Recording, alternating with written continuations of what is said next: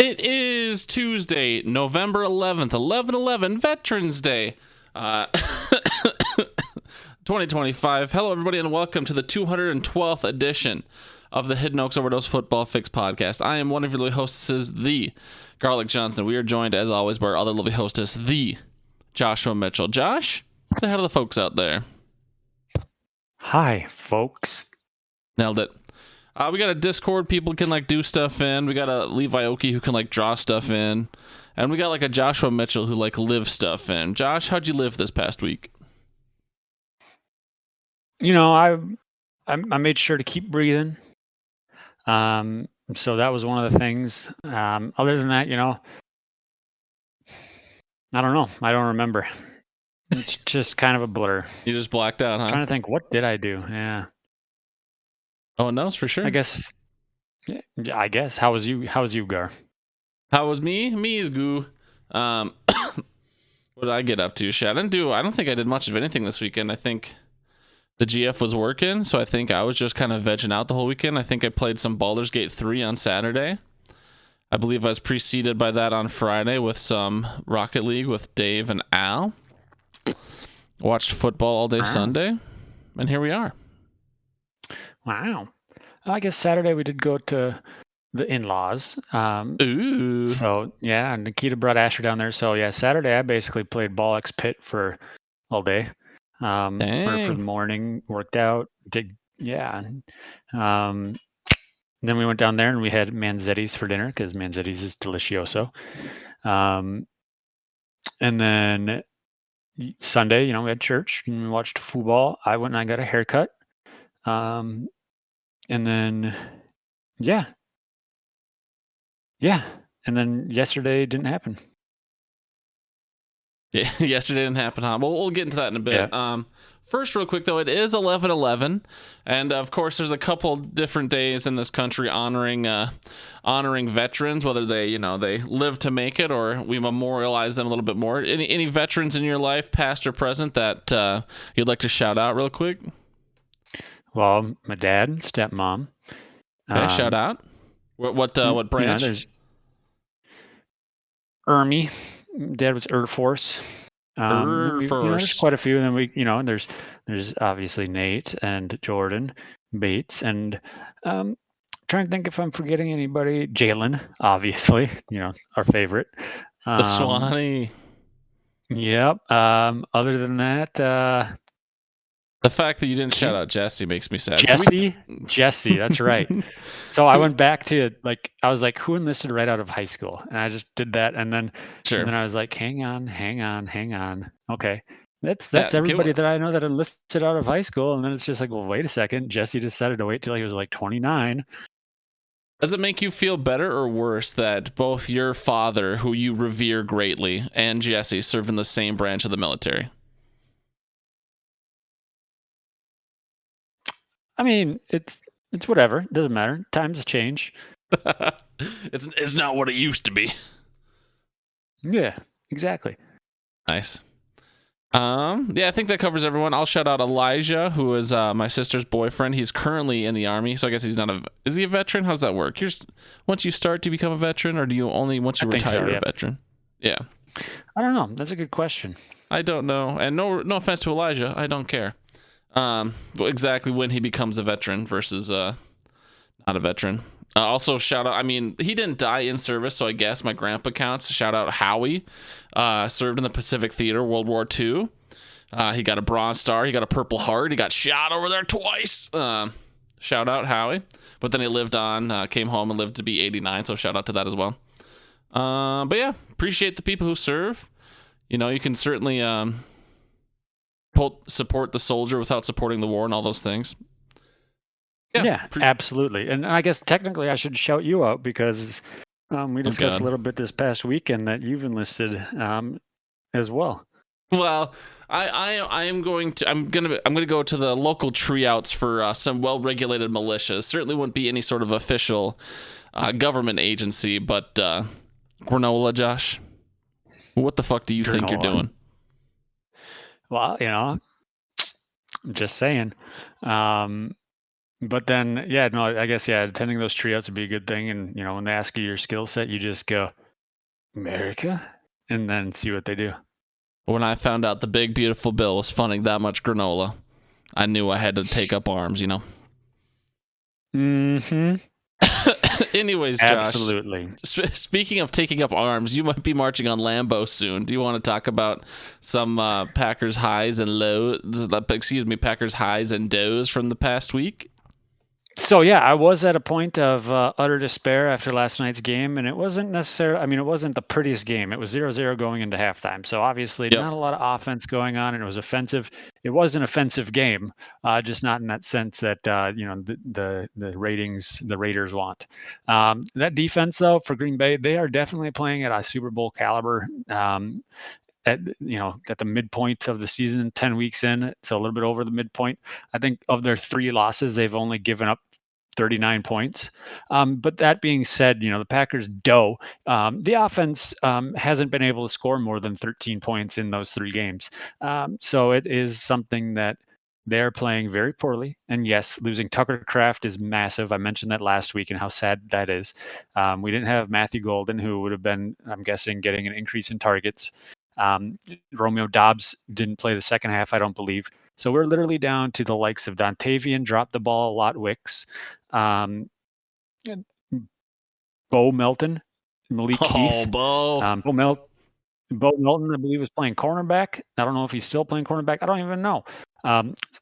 So yeah, it was just it wasn't the best performance, obviously. And then Josh Jacobs, he did what he could. Jordan Love, yeah, he had that fumble, and it was a very ugly, and it's going to be very memeable.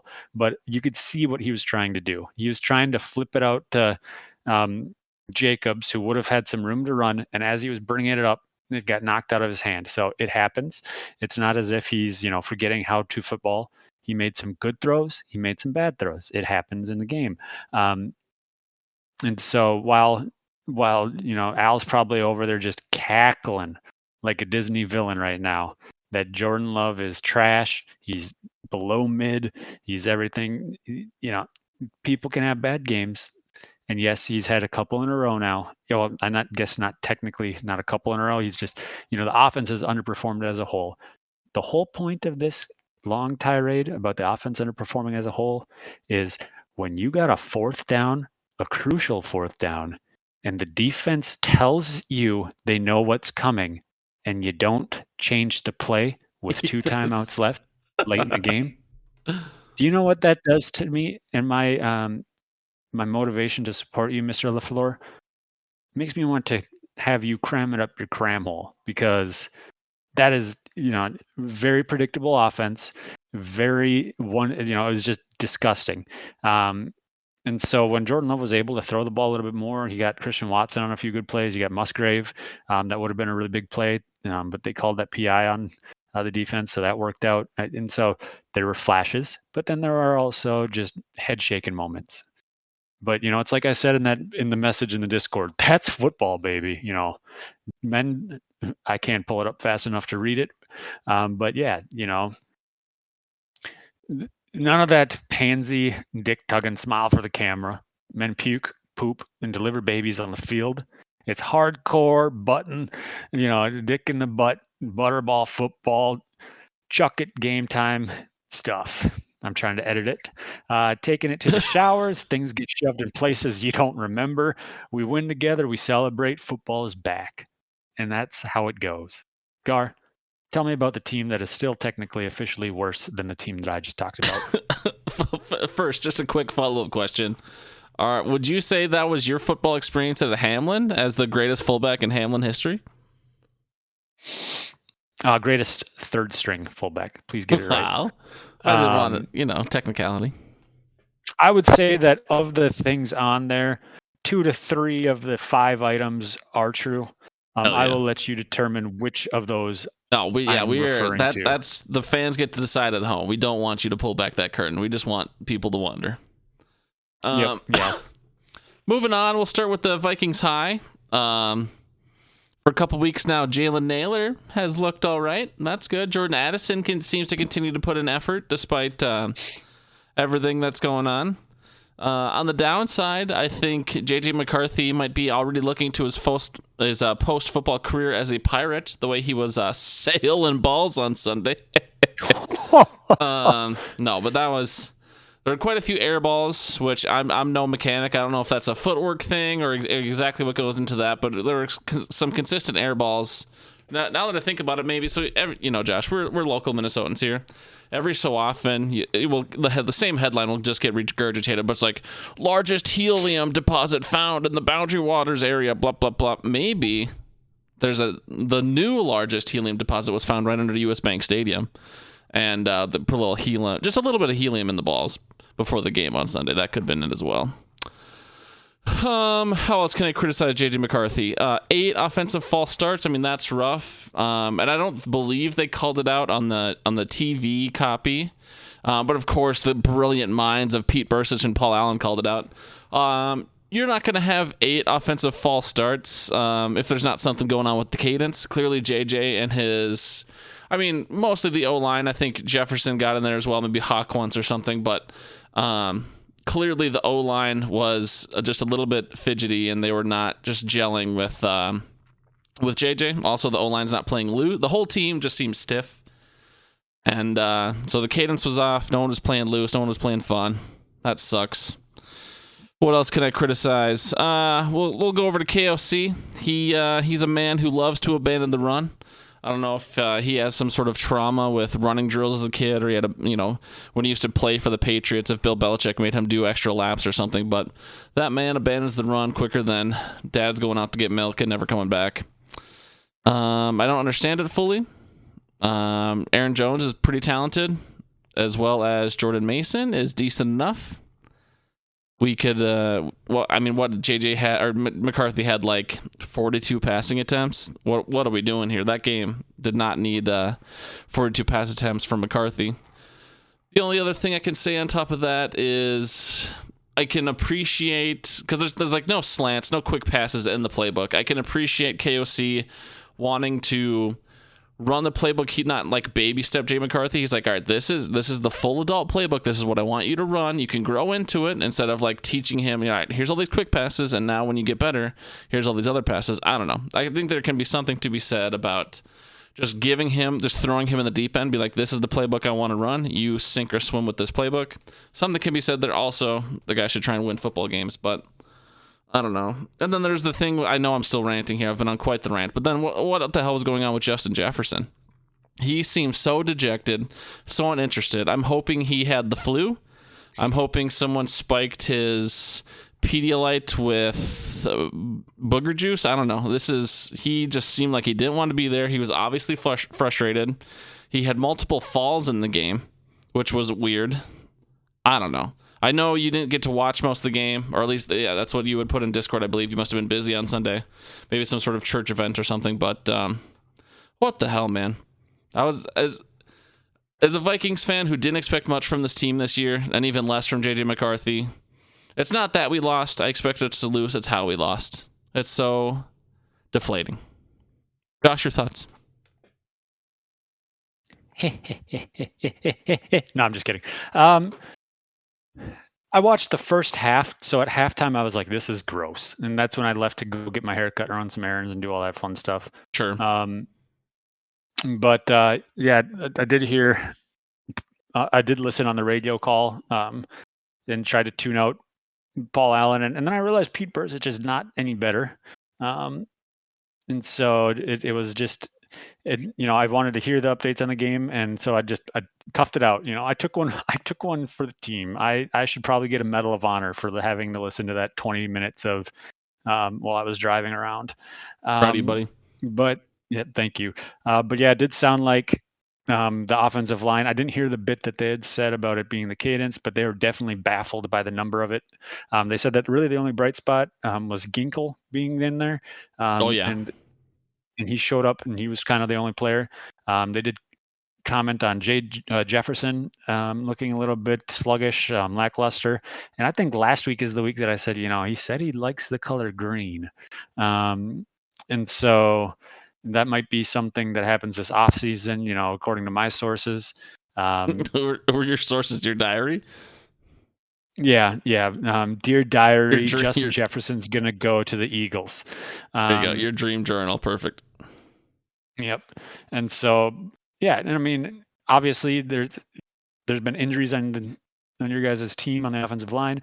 Just lost Elton Jenkins to a broken leg, so that's fun for Packers fans. Shout out So yeah, n- basically the entire NFC North except for the Bears is held together with duct tape and super glue at this point. It sounds like, for real. um, and so that's always fun.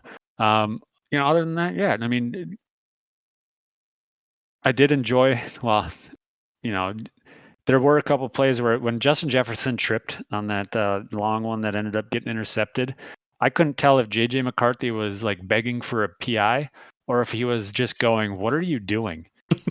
Just Right. because his facial expression was flabbergasted, angry, and Perfect. yeah, well, yeah, I mean, he was flustered, he was flabbergasted, and he was angry.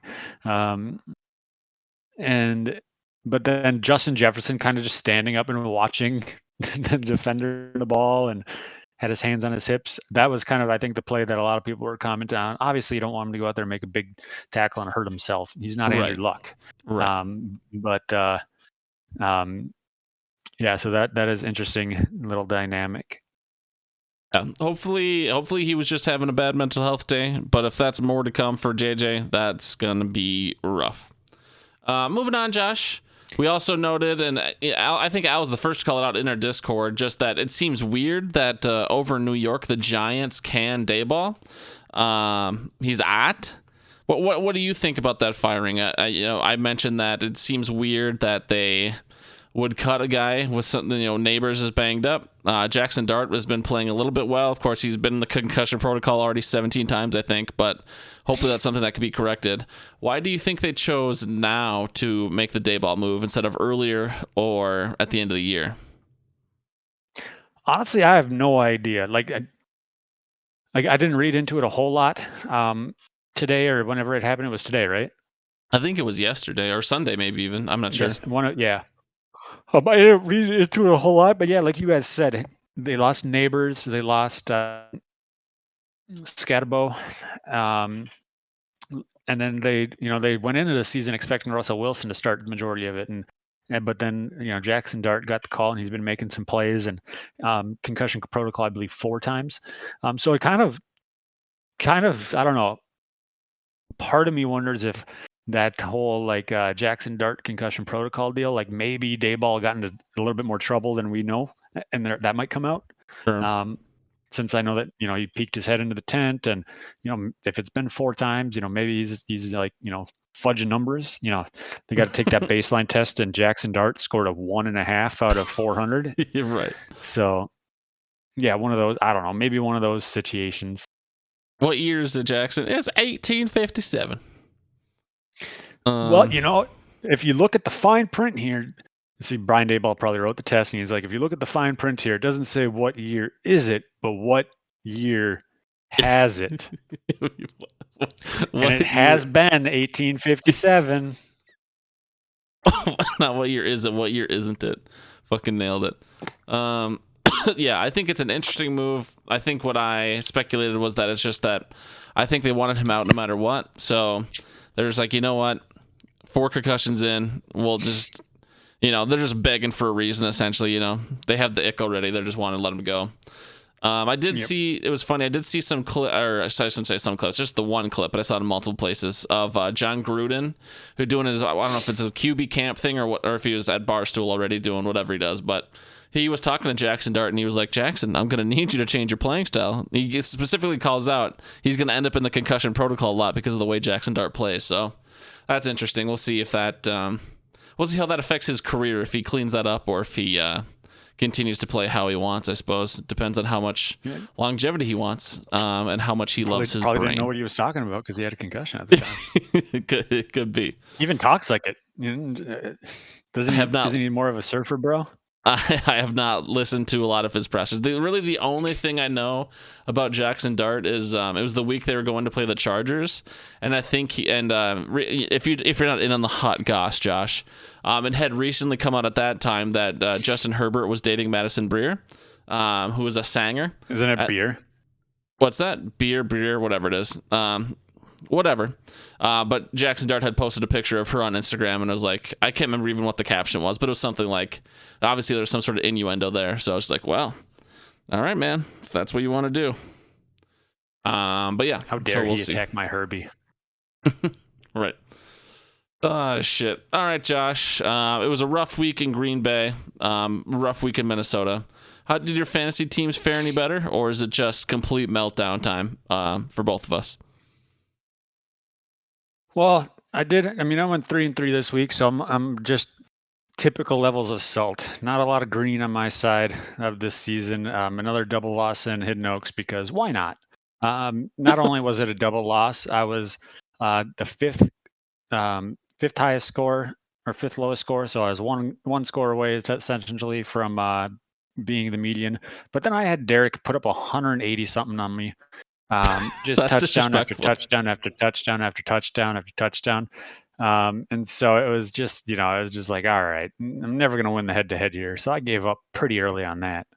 But then, I did win in Victoria's Secret, beat the median there, and then won in Hidden Oaks Dynasty, lost in. So Al and I had the double header where he played me in Deflate and I played him in Victoria's Secret. So that happens a lot for whatever reason in that league, where I'd be playing like Jack in both leagues, or I'd be playing you in two leagues. Sure. So I took one and then he took the other. The only difference is that my loss doesn't eliminate me from the playoffs, whereas him losing to me doesn't necessarily eliminate him, but he's not looking too pretty at 11th out of 12 right now. That being said, I'm sitting at 11-9 in Victoria's Secret, along with 6 other teams, I believe. Oh, no. It is very ugly. Or not ugly, but there is a lot of parity. And so I think that right now there are 1 or 2 teams that are 11-9 that don't make the cut in the playoffs. I'm in 3rd place with 11-9. Oh, okay. So you got quite the points for. Yeah, I'm second most in points for behind Jack, and Jack is 17-3. But that's what happens when you get CMC and Devon Achane. Unless, I guess I feel like maybe you don't know off the top yet, but I also think it's totally possible that you could end up not using that tie. So you guys do use points for as a tiebreaker? I know Tyler can be quite the shyster, so I could see one year where he had changed it to like head to head or something, and then it just never got changed back. So are you sure points for is the tiebreaker there? Or?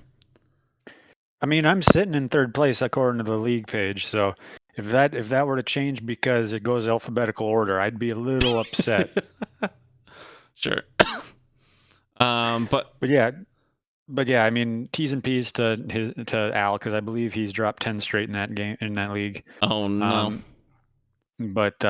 So other than that, using the intellectual property of Joshua Allen Bunker Incorporated, I went 35-15 this week, so not a bad week in that sense. Bringing my season total from up to 301-245, which is just over 55%. Yeah, I looked at that 35-15. That's pretty good. That's your 2nd best week of the year, man. So, as I've been trying to keep calling out, there's an arbitrage there, Josh. You just keep getting unlucky. Unfortunately, you're running out of time for the ball to bounce back your way. With only 4 weeks left of the fantasy regular season, you'd really have to, rip off a run here to make some noise. But I don't think you're technically eliminated anywhere yet. So. Yeah, Hidden Oaks, it says 1% chance. So where there's a 1% chance, so there's definitely a chance that I manipulate things. Uh-huh. Gar, how salty is he? Actually, Josh, I'm not that salty. I am. Okay, I'll put it this way. My weekly results should lead to me feeling pretty sweet, but in the aggregate, I'm salty because some of these wins are meaningless and too little too late.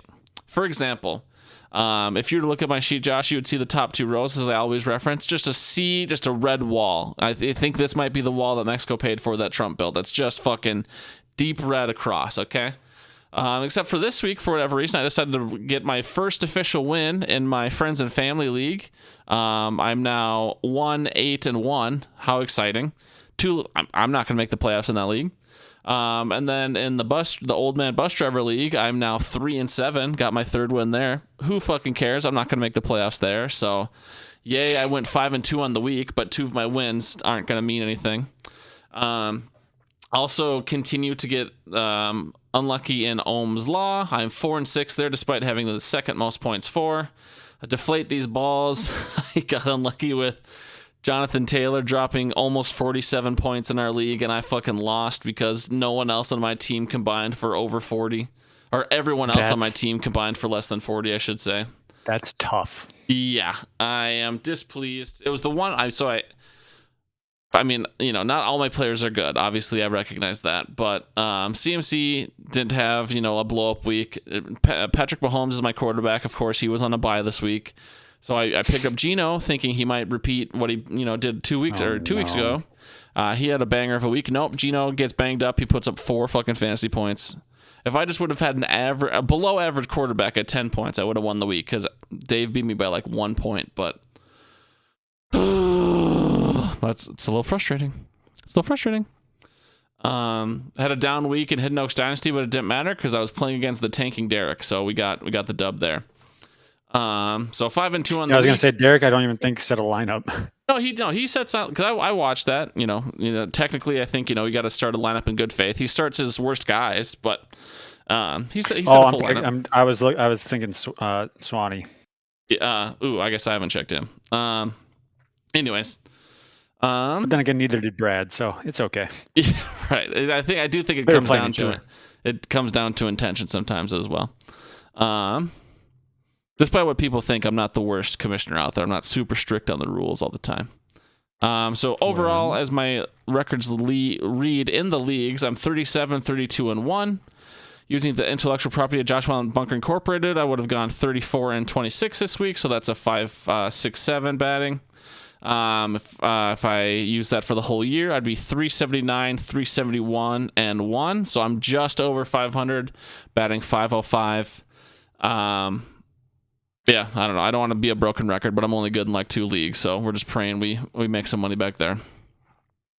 What else do you got, Josh? You always had some other fun weekly recap fantasy info. What do you got for us? Yeah. Well, just going to just add more salt to the wound here. If I were to eliminate my records, my intellectual property, records for just the Hidden Oaks League, my win percent would go from 55 to 60. Oh no. Yeah, so that's fun. I made the mistake of checking that earlier. But going on to our weekly recap so I actually had something set up that I had gone in and I'd be able to run the numbers and a Google Colab with Python and everything. It would give me the guys or everybody's projections on every roster, their position slot that they're plugged into, and then it would give me that's how I figured out the player of the week and how they outscored their projection. And then I'd also figure out, the dud, the one that underperformed. And then the high bench player, I did that. Looked at all those numbers, did that, the first 7, 8, 9 weeks of the season. Then I looked and I was like, oh, they sent out a recap. All 3 of those data points are in that recap that ESPN sends out each week. So I did all of that for nothing. And so this week, per the ESPN app, so this way, if it's wrong, I can blame them. JT was the play of the week, the guy who outscored his projection by the most. He scored 30.5 points over his projection. So a lot of points. Yeah. Dud of the week, which is the opposite of the above. Ask Walters, and he would most likely say AJ Brown, but it's actually James Cook who scored 14.5 points under his projection. James Cook put up a stinker against that stout Miami defense. And then the dumb sucker, the highest bench player, Baker, sitting on Nikita's bench with 25.7. She had the high points last week, and she was going to just roll with the same lineup. Sam Darnold, he's been hucking and chucking, so stuck with him. But Baker would have been the better played. But yeah, I didn't do a matchup of the week. Instead, I just forgot all about it. So that's that. Moving on, I do have something else.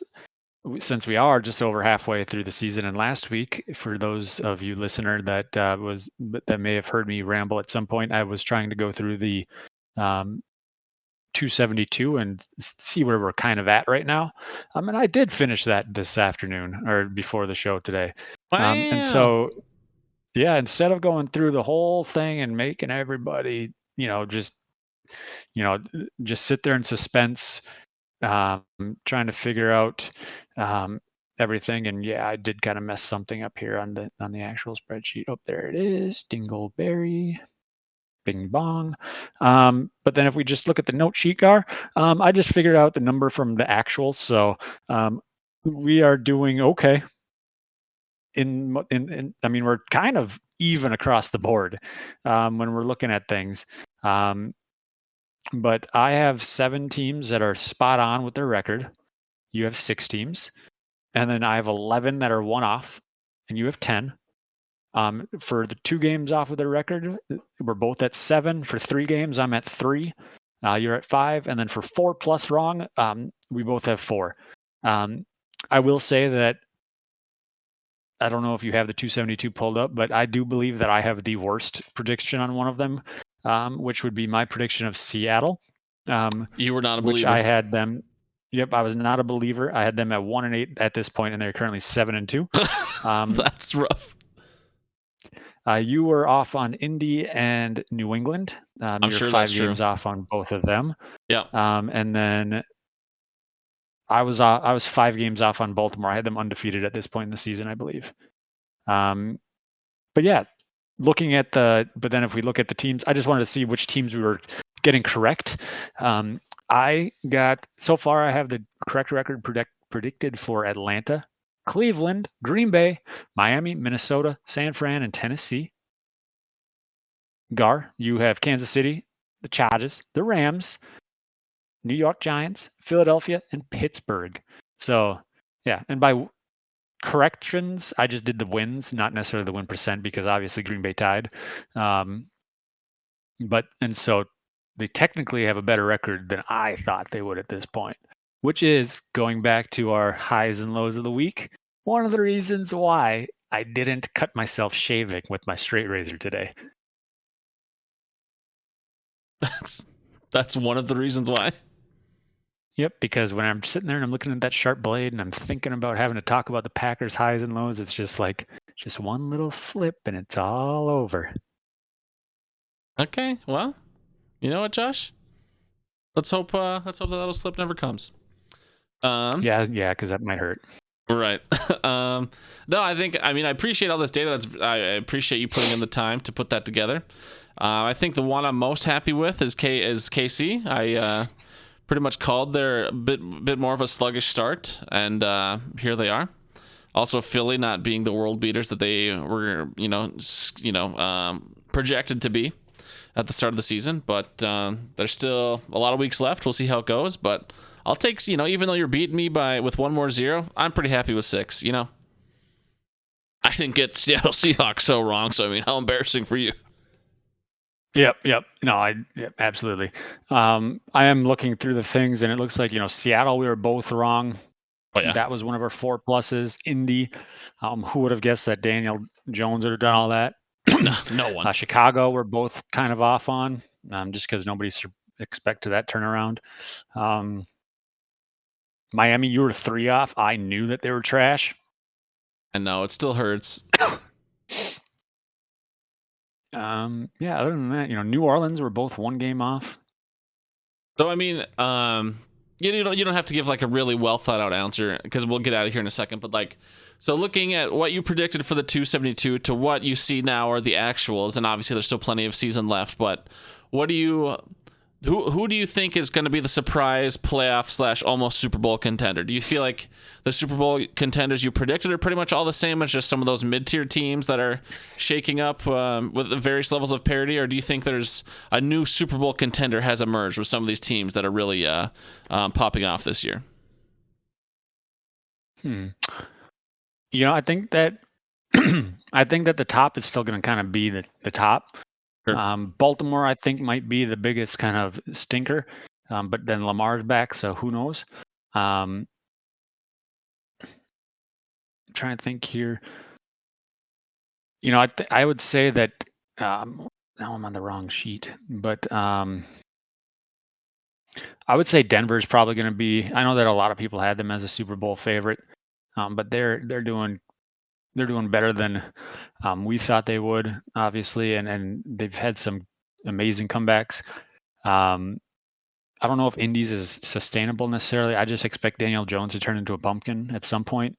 The Rams probably are the biggest surprise, even though we both projected them to be good. It's just that they've been, consistent and scary on both sides, and then New England as well.